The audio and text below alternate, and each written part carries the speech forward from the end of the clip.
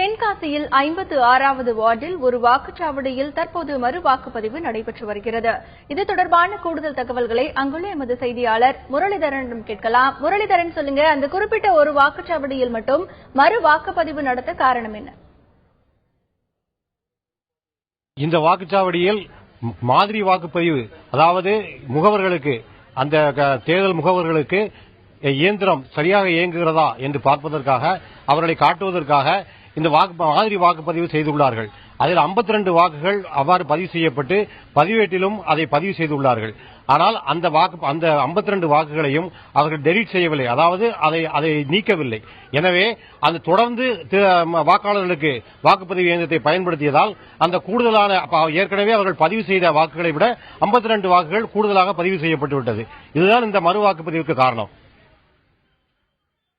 முரளிதரன், இந்த வாக்குப்பதிவு எப்படி நடைபெற்று வருகிறது? வாக்காளர்களின் மனநிலை எப்படி இருக்கு?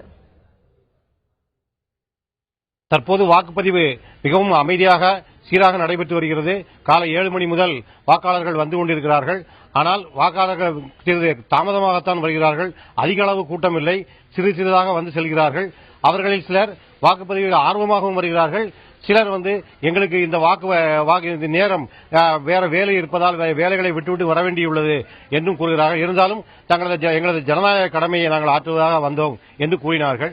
கடந்த முறை பதிவு செய்யப்படும் போது மொத்தம் 972 வாக்குகளில் 592 வாக்குகள் பதிவாகியிருந்தன. இப்போது வரை 248 வாக்குகள், தற்போது வரை 248 வாக்குகள் பதிவாகியுள்ளன. இது 24% என்று கூறுகிறார்கள். தொடர்ந்து இன்னும் இந்த வாக்கு சதவீதம் அதிகரிக்கும் என்று எதிர்பார்க்கப்படுகிறது.